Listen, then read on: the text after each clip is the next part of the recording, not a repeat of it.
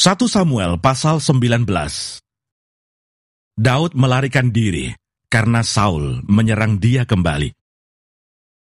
Saul mengatakan kepada Yonatan anaknya dan kepada semua pegawainya bahwa Daud harus dibunuh. Tetapi Yonatan anak Saul sangat suka kepada Daud, sehingga Yonatan memberitahukan kepada Daud, "Ayahku Saul berikhtiar untuk membunuh engkau. Oleh sebab itu, hati-hatilah besok pagi. Duduklah di suatu tempat perlindungan dan bersembunyilah di sana. Aku akan keluar dan berdiri di sisi ayahku di padang tempatmu itu. Maka aku akan berbicara dengan ayahku perihalmu. Aku akan melihat bagaimana keadaannya, lalu memberitahukannya kepadamu." Lalu Yonatan mengatakan yang baik tentang Daud kepada Saul ayahnya, katanya, "Janganlah raja berbuat dosa terhadap Daud hambanya, sebab ia tidak berbuat dosa terhadapmu. Bukankah apa yang diperbuatnya sangat baik bagimu? Ia telah mempertaruhkan nyawanya dan telah mengalahkan orang Filistin itu. Dan Tuhan telah memberikan kemenangan yang besar kepada seluruh Israel. Engkau sudah melihatnya dan bersukacita karenanya. Mengapa engkau hendak berbuat dosa terhadap darah orang yang tidak bersalah dengan membunuh Daud tanpa alasan?" Saul mendengarkan perkataan Yonatan, dan Saul bersumpah, "Demi Tuhan yang hidup, ia tidak akan dibunuh." Lalu Yonatan memanggil Daud, dan Yonatan memberitahukan kepadanya segala perkataan itu. Yonatan membawa Daud kepada Saul, dan ia bekerja padanya seperti dahulu. Ketika perang pecah pula, maka majulah Daud dan berperang melawan orang Filistin. Ia menimbulkan kekalahan besar di antara mereka, sehingga mereka melarikan diri dari depannya. Tetapi roh Tuhan yang daripada Tuhan hingga pada Saul, ketika ia duduk di rumahnya dengan tombaknya di tangannya, dan Daud sedang main kecapi. Lalu Saul berikhtiar menancapkan Daud ke dinding dengan tombaknya. Tetapi Daud mengelakkan tikaman Saul, sehingga Saul mengenai dinding dengan tombak itu. Sesudah itu, Daud melarikan diri, dan luputlah ia pada malam itu. Kemudian Saul mengirim orang-orang suruhan ke rumah Daud untuk mengamat-ngamatinya dan untuk membunuh dia pada waktu pagi. Tetapi Mikal, istri Daud, memberitahukan kepadanya demikian, "Jika engkau tidak dapat meluputkan dirimu malam ini, maka besok engkau akan dibunuh." Lalu Mikal menurunkan Daud dari jendela. Ia pergi melarikan diri dan luputlah ia. Sesudah itu Mikal mengambil terafim dan menaruhnya di tempat tidur. Ditaruhnya sehelai tenunan bulu kambing di bagian kepala dan ditutupinya dengan selimut. Lalu Saul mengirim orang-orang suruhan untuk mengambil Daud. Tetapi perempuan itu berkata, "Ia sakit." Sesudah itu Saul mengirim orang-orang suruhan itu untuk melihat Daud, katanya, "Bawalah dia di atas tempat tidur itu kemari, supaya ia dibunuh." Lalu masuklah para suruhan itu ke dalam, dan tampaklah ada terafim di tempat tidur dengan sehelai tenunan bulu kambing di bagian kepala. Berkatalah Saul kepada Mikal, "Mengapa engkau menipu aku demikian itu, dan melepas musuhku pergi, sehingga ia luput?" Tetapi jawab Mikal kepada Saul, "Ia berkata kepadaku, 'Biarkanlah aku pergi, apa perlunya aku membunuh engkau?'" Setelah Daud melarikan diri dan luput, sampailah ia kepada Samuel di Rama dan memberitahukan kepadanya segala yang dilakukan Saul kepadanya. Kemudian pergilah ia bersama-sama dengan Samuel dan tinggallah mereka di Nayot. Ketika diberitahukan kepada Saul demikian, ketahuilah Daud ada di Nayot dekat Rama. Maka Saul mengirim orang-orang suruhan untuk mengambil Daud. Tetapi orang-orang ini melihat sekumpulan nabi kepenuhan dengan dikepalai oleh Samuel, dan roh Allah hinggap pada orang-orang suruhan Saul, sehingga mereka pun kepenuhan seperti nabi. Lalu hal itu diberitahukan kepada Saul.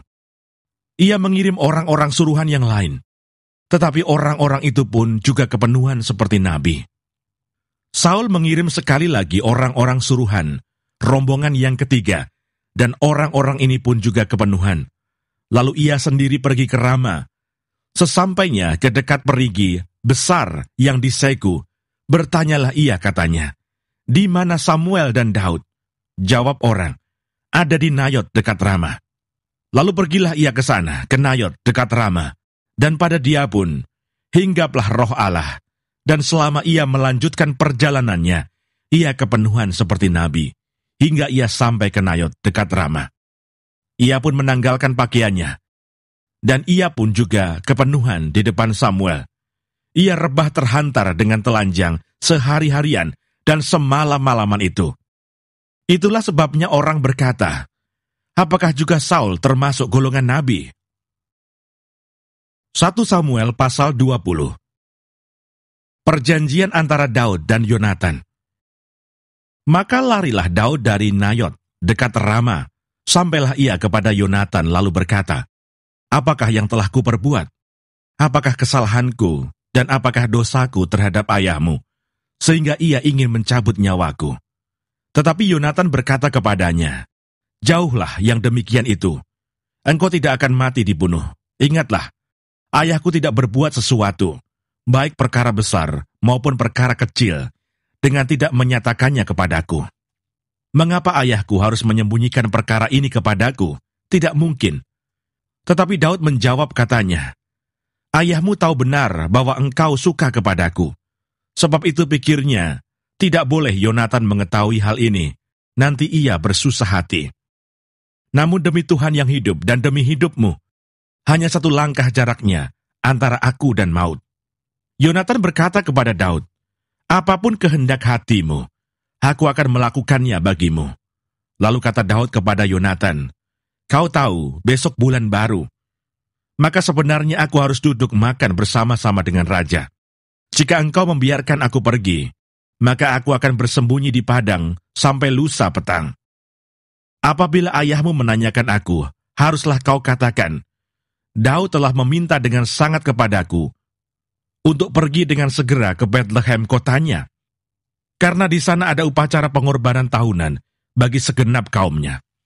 Jika begini dikatakannya, baiklah, maka hambamu ini selamat. Tetapi jika amarahnya bangkit dengan segera, ketahuilah bahwa ia telah mengambil keputusan untuk mendatangkan celaka. Jika demikian, tunjukkanlah kesetiaanmu kepada hambamu ini, sebab engkau telah mengikat perjanjian di hadapan Tuhan dengan hambamu ini. Tetapi jika ada kesalahan padaku, engkau sendirilah membunuh aku. Mengapa engkau harus menyerahkan aku kepada ayahmu? Tetapi jawab Yonatan, jauhlah yang demikian itu. Sebab jika aku ketahui dengan pasti bahwa ayahku telah mengambil keputusan untuk mendatangkan celaka kepadamu, masakan aku tidak memberitahukannya kepadamu? Lalu bertanyalah Daud kepada Yonatan, siapakah yang akan memberitahukan kepadaku apabila ayahmu menjawab engkau dengan keras?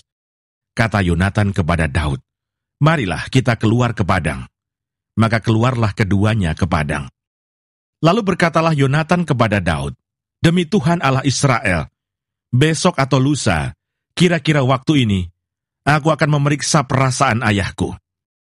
Apabila baik keadaannya bagi Daud, masakan aku tidak akan menyuruh orang kepadamu dan memberitahukannya kepadamu. Tetapi apabila ayahku memandang baik untuk mendatangkan celaka kepadamu, beginilah kiranya Tuhan menghukum Yonatan, bahkan lebih lagi daripada itu.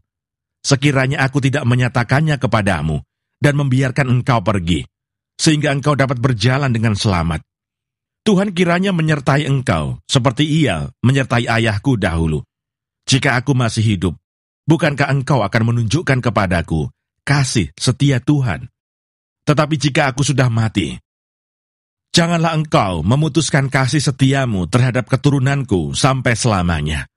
Dan apabila Tuhan melenyapkan setiap orang dari musuh Daud dari muka bumi, janganlah nama Yonatan terhapus dari keturunan Daud, melainkan kiranya Tuhan menuntut balas daripada musuh-musuh Daud. Dan Yonatan menyuruh Daud sekali lagi bersumpah demi kasihnya kepadanya, sebab ia mengasihi Daud seperti dirinya sendiri. Kemudian berkatalah Yonatan kepadanya, besok bulan baru, maka engkau nanti akan ditanyakan, sebab tempat dudukmu akan tinggal kosong. Tetapi lusa engkau pasti akan dicari. Engkau harus datang ke tempat engkau bersembunyi pada hari peristiwa itu, dan duduklah dekat bukit batu. maka aku akan memanahkan 3 anak panah ke samping batu itu, seolah-olah aku membidik suatu sasaran. Dan ketahuilah, aku akan menyuruh bujangku, pergilah mencari anak-anak panah itu. Jika tegas kukatakan kepada bujang itu, lihat, anak-anak panah itu lebih kemari, ambillah. Maka datanglah, sebab demi Tuhan yang hidup, engkau selamat, dan tidak ada bahaya apa-apa. Tetapi jika begini, kukatakan kepada orang muda itu, lihat anak-anak panah itu lebih ke sana, maka pergilah, sebab Tuhan menyuruh engkau pergi. Tentang hal yang kita janjikan itu, antara aku dan engkau, sesungguhnya Tuhan ada di antara aku dan engkau sampai selamanya. Sesudah itu bersembunyilah Daud di padang. Ketika bulan baru tiba, duduklah raja pada meja untuk makan. Raja duduk di tempatnya seperti biasa, dekat dinding. Yonatan berhadapan dengan dia. Abner duduk di sisi Saul, tetapi tempat Daud tinggal kosong. Dan Saul tidak berkata apa-apa pada hari itu, sebab pikirnya, barangkali ada sesuatu yang terjadi kepadanya. Mungkin ia tidak tahir. Ya, tentu ia tidak tahir. Tetapi pada hari sesudah bulan baru itu, pada hari yang kedua, ketika tempat Daud masih tinggal kosong, bertanyalah Saul kepada Yonatan anaknya, mengapa anak Isai tidak datang makan, baik kemarin maupun hari ini? Jawab Yonatan kepada Saul, Daud telah meminta dengan sangat kepadaku untuk pergi ke Bethlehem. Katanya, biarkanlah aku pergi, sebab ada upacara pengorbanan bagi kaum kami di kota, dan saudara-saudaraku sendirilah yang memanggil aku. Oleh sebab itu, jika engkau mengasihi aku, berilah izin kepadaku untuk menengok saudara-saudaraku. Itulah sebabnya ia tidak datang ke perjamuan raja. Lalu bangkitlah amarah Saul kepada Yonatan, katanya kepadanya, anak sundal yang kurang ajar, bukankah aku tahu bahwa engkau telah memilih pihak anak Isai, dan itu noda bagi kau sendiri dan bagi perut ibumu. Sebab sesungguhnya, selama anak Isai itu hidup di muka bumi, engkau dan kerajaanmu tidak akan kokoh.